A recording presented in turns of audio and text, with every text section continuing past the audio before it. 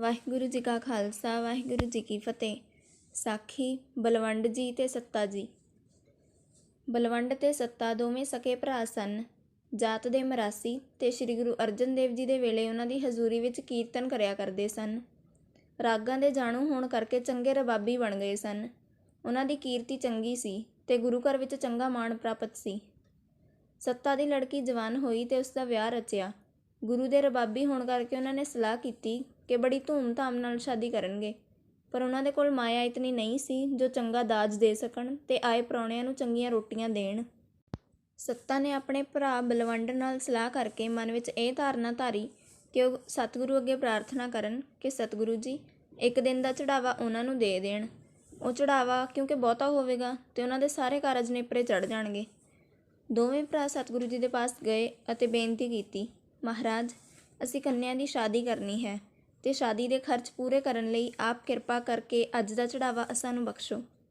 ਰਬਾਬੀਆਂ ਦੀ ਇਹ ਗੱਲ ਸੁਣ ਕੇ ਸਤਿਗੁਰੂ ਜੀ ਮੁਸਕਰਾ ਪਏ ਅਤੇ ਬਚਨ ਕੀਤਾ, ਰਾਏ ਕੰਨਿਆ ਦੇ ਵਿਆਹ ਦੀ ਚਿੰਤਾ ਨਾ ਕਰੋ। ਗੁਰੂ ਘਰ ਦੇ ਕੀਰਤਨੀਏ ਹੋਣ ਕਰਕੇ ਤੁਹਾਨੂੰ ਕੋਈ ਘਾਟਾ ਨਹੀਂ ਆਏਗਾ। ਲੋੜ ਅਨੁਸਾਰ ਮਾਇਆ ਮਿਲ ਜਾਏਗੀ। ਪਰ ਸੱਤਾ ਤੇ ਬਲਵੰਡ ਸਤਿਗੁਰੂ ਜੀ ਦੇ ਬਚਨ ਦਾ ਭਾਵ ਅਰਥ ਨਾ ਸਮਝ ਸਕੇ ਕਿਉਂਕਿ ਉਹਨਾਂ ਦੇ ਮਨ ਵਿੱਚ ਲਾਲਚ ਆ ਗਿਆ ਸੀ। ਸਤਿਗੁਰੂ ਜੀ ਉਹਨਾਂ ਦੇ ਮਨ ਦੀ ਬਦਲੀ ਦਸ਼ਾ ਨੂੰ ਜਾਣ ਗਏ ਸਨ, ਇਸ ਲਈ ਹਉਮੈ ਦੀ ਅਗਨ ਤੋਂ ਬਚਾਉਣਾ ਚਾਹੁੰਦੇ ਸਨ। ਪਰ ਰਬਾਬੀ ਨਾ ਬਚ ਸਕੇ ਤੇ ਉਹਨਾਂ ਨੇ ਜ਼ਿੱਦ ਨਾ ਛੱਡੀ।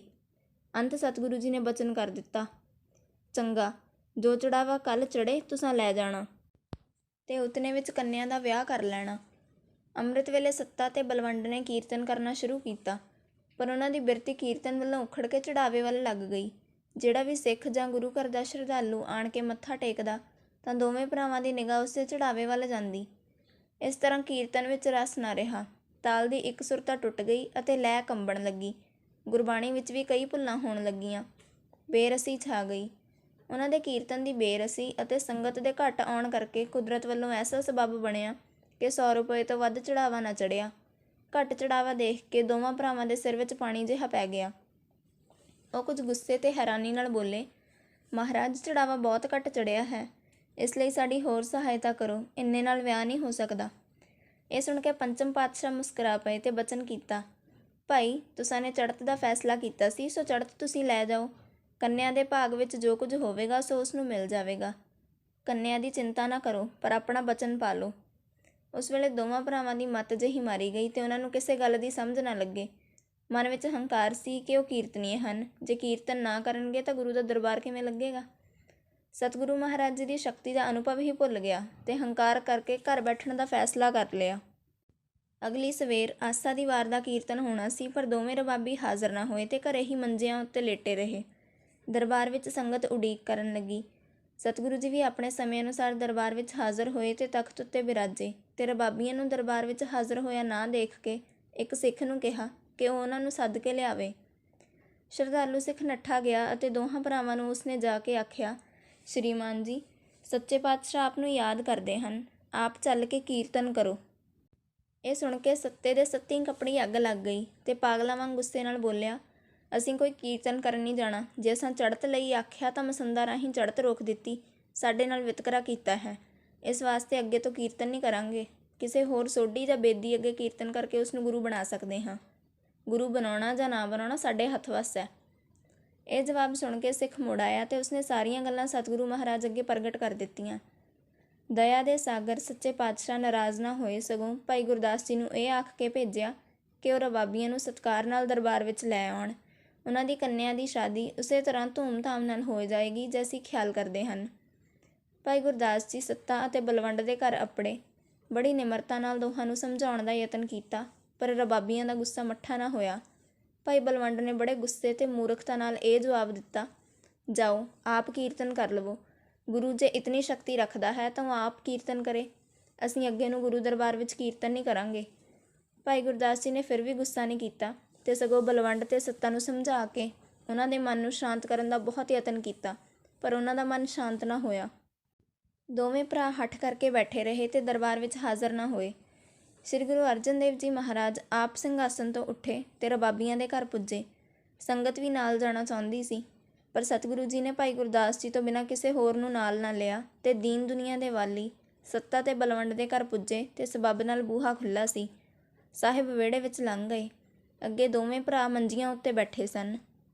ਉਹਨਾਂ ਇਤਨਾ ਢੀਠਪੁਣਾ ਕੀਤਾ ਕਿ ਨਾ ਉੱਠ ਕੇ ਸ੍ਰੀ ਗੁਰੂ ਅਰਜਨ ਦੇਵ ਜੀ ਨੂੰ ਨਮਸਕਾਰ ਕੀਤੀ ਤੇ ਨਾ ਹੀ ਜੀ ਆਇਆਂ ਨੂੰ ਆਖਿਆ, ਸਗੋਂ ਅੱਖਾਂ ਨੀਵੀਆਂ ਕਰਕੇ ਬੈਠੇ ਰਹੇ।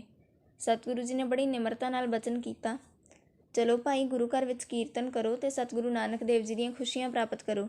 ਗੁਰੂ ਘਰ ਨਾਲ ਰੋਸ ਕਰਨਾ ਠੀਕ ਨਹੀਂ। ਗੁਰਬਾਣੀ ਸੰਗਤ ਨੂੰ ਸੁਣਾਉਣੀ ਹੈ। ਕੰਨਿਆ ਦੀ ਸ਼ਾਦੀ ਵਾਸਤੇ ਮਾਇਆ ਮਿਲ ਜਾਏਗੀ।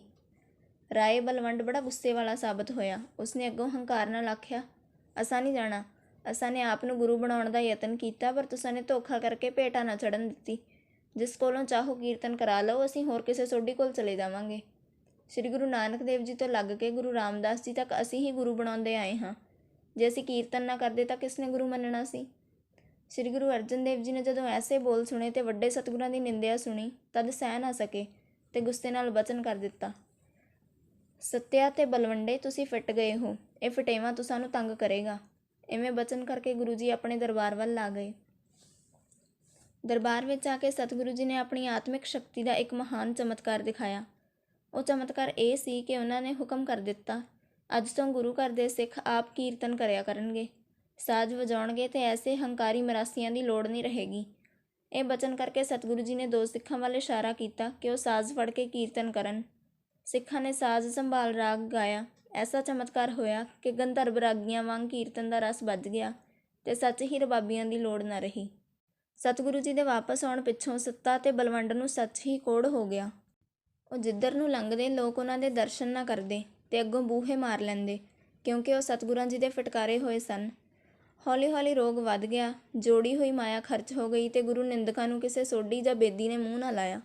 ਦਿਨੋਂ ਦਿਨ ਉਹਨਾਂ ਦੀ ਦਸ਼ਾ ਭੈੜੀ ਹੋ ਗਈ ਤੇ ਦੁੱਖ ਪਾਉਣ ਲੱਗੇ। ਦੁਖੀ ਹੋਏ ਦੋਵੇਂ ਭਰਾ ਚਾਹੁੰਦੇ ਸਨ ਕਿ ਸਤਿਗੁਰੂ ਜੀ ਉਹਨਾਂ ਦੀ ਭੁੱਲ ਬਖਸ਼ ਦੇਣ, ਪਰ ਉਹ ਸਤਿਗੁਰਾਂ ਦੇ ਹਜ਼ੂਰ ਕਿਸੇ ਤਰ੍ਹਾਂ ਜਾ ਨਹੀਂ ਸਨ ਸਕਦੇ ਤੇ ਗੁਰੂ ਜੀ ਨੇ ਹੁਕਮ ਦਿੱਤਾ ਸੀ ਕਿ ਜਿਹੜਾ ਕੋਈ ਇਹਨਾਂ ਦਾ ਫਰਿਆਦ ਕਰੇਗਾ, ਉਹਨਾਂ ਦਾ ਮੂੰਹ ਕਾਲਾ ਕਰ ਦਿੱਤਾ ਜਾਵੇਗਾ। ਕੋਈ ਡਰਦਾ ਸਤਿਗੁਰਾਂ ਦੇ ਸਨਮੁਖ ਹੋ ਕੇ ਬੇਨਤੀ ਨਹੀਂ ਕਰਦਾ। ਸਾਰੇ ਡਰਦੇ ਸਨ ਕਿ ਸਤਿਗੁਰੂ ਜੀ ਸ਼ਾਇਦ ਉਹਨਾਂ ਨੂੰ ਵੀ ਸਰਾਪ ਨਾ ਦੇ ਦੇਵਣ।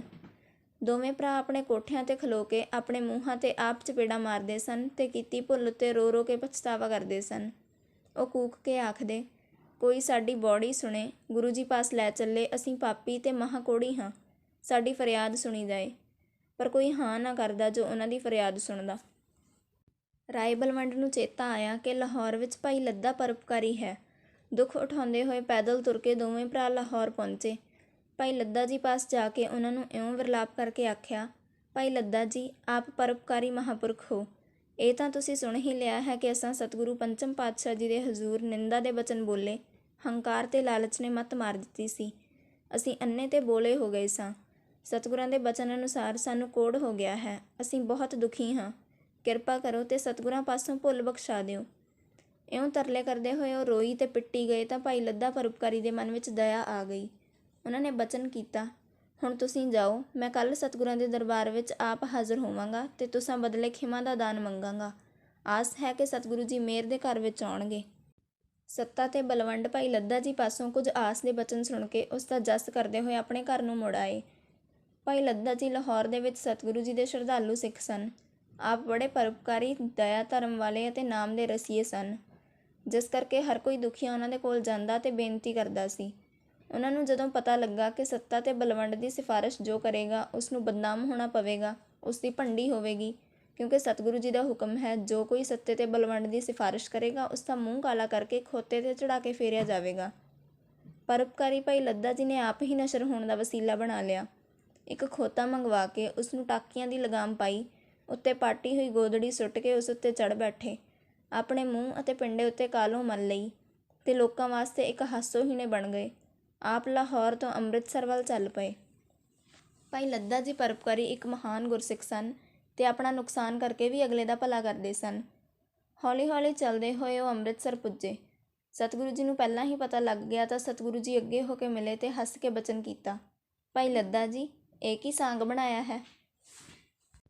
ਮਹਾਰਾਜ, ਜਿਵੇਂ ਆਪ ਦੀ ਆਗਿਆ। ਭਾਈ ਲੱਦਾ ਜੀ ਦਾ ਬਚਨ ਸੀ, ਮਹਾਰਾਜ, ਸੱਤਾ ਤੇ ਬਲਵੰਡ ਕੋੜੀ ਹੋ ਗਏ ਨੇ, ਕੁਰਲਾ ਰਹੇ ਹਨ, ਆਪ ਦਾ ਜਸ ਕਰਨਗੇ, ਭੁੱਲ ਅਨੁਭਵ ਕਰਦੇ ਹਨ, ਖਿਮਾ ਕਰੋ। ਬੱਚੇ ਭੁੱਲਦੇ ਰਹਿੰਦੇ ਹਨ, ਮਾਪੇ ਬਖਸ਼ਦੇ ਰਹਿੰਦੇ ਹਨ, ਮਿਹਰ ਕਰੋ, ਫਿਰ ਵੀ ਗੁਰੂ ਘਰ ਦੇ ਕੀਰਤਨੀਏ ਹਨ। ਇਉਂ ਭਾਈ ਲੱਦਾ ਜੀ ਨੇ ਬੇਨਤੀਆਂ ਕੀਤੀਆਂ। ਸਤਿਗੁਰੂ ਜੀ ਨੇ ਭਾਈ ਲੱਦਾ ਜੀ ਨੂੰ ਖੋਤੇ ਤੋਂ ਹੇਠਾਂ ਉਤਾਰਿਆ। ਮੂੰਹ ਹੱਥ ਧਵਾਇਆ ਤੇ ਵਰ ਦਿੱਤਾ, ਭਾਈ ਲੱਦਾ ਪਰਉਪਕਾਰੀ।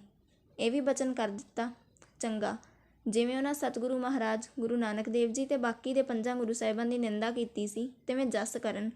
ਉਹ ਜਿਉਂ-ਜਿਉਂ ਜਸ ਕਰਦੇ ਜਾਣਗੇ ਤਿਉਂ-ਤਿਉਂ ਉਹਨਾਂ ਦਾ ਕੋੜ ਹਟਦਾ ਜਾਏਗਾ। ਸਤਿਗੁਰੂ ਜੀ ਦਾ ਇਹ ਹੁਕਮ ਸੱਤਾ ਤੇ ਬਲਵੰਡ ਨੂੰ ਜਾ ਸੁਣਾਇਆ।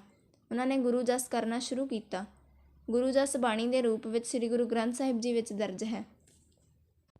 ਰਾਮ ਕਲੀ ਕੀ ਵਾਰ, ਰਾਏ ਬਲਵੰਡ ਤਥਾ ਸੱਤਾ ਡੂਮ ਆਖੀ। ਇਉਂ ਸੱਤਾ ਤੇ ਬਲਵੰਡ ਨੇ ਜਦੋਂ ਗੁਰੂ ਮਹਾਰਾਜ ਜੀ ਦੀ ਉਸਤਤ ਕੀਤੀ ਤਾਂ ਉਹਨਾਂ ਦਾ ਕੋੜ ਹਟ ਗਿਆ। ਭੋਗ ਪਾਇਆ, ਅੰਮ੍ਰਿਤ ਸਰੋਵਰ ਵਿੱਚ ਇਸ਼ਨਾਨ ਕੀਤਾ ਤੇ ਨਵੇਂ ਨਰੋਏ ਹੋ ਗਏ। ਉਹ ਮੁੜ ਦਰਬਾਰ ਵਿੱਚ ਕੀਰਤਨ ਕਰਨ ਲੱਗੇ। ਪਰ ਸਤਿਗੁਰੂ ਜੀ ਨੇ ਹੁਕਮ ਦਿੱਤਾ ਕਿ ਅੱਗੇ ਤੋਂ ਸਾਰੇ ਹੀ ਸਿੱਖ ਰਾਗ ਤੇ ਸਾਜ਼ ਵਿੱਦਿਆ ਨੂੰ ਸਿੱਖਿਆ ਕਰਨ ਤੇ ਗੁਰੂ ਘਰ ਵਿੱਚ ਹਰ ਕੋਈ ਸ਼ਰਧਾਲੂ ਕੀਰਤਨ ਕਰ ਸਕਦਾ ਹੈ। ਰਬਾਬੀਆਂ ਦੀ ਅਜਾਰੇਦਾਰੀ ਨੂੰ ਖਤਮ ਕਰ ਦਿੱਤਾ। ਉਹ ਇਸ ਲਈ ਕਿ ਕੋਈ ਨਹੋਰਾ ਦੇ ਕੇ ਕੀਰਤਨ ਕਰਨ ਨੂੰ ਆਕੀ ਨਾ ਹੋਵੇ। ਜੇ ਰਾਗੀ ਜਾਂ ਰਬਾਬੀ ਨਾ ਵੀ ਮਿਲੇ ਤਾਂ ਵੀ ਕੀਰਤਨ ਹੁੰਦਾ ਰਹੇ। ਵਾਹਿਗੁਰੂ ਜੀ ਕਾ ਖਾਲਸਾ, ਵਾਹਿਗੁਰੂ ਜੀ ਕੀ ਫਤਿਹ।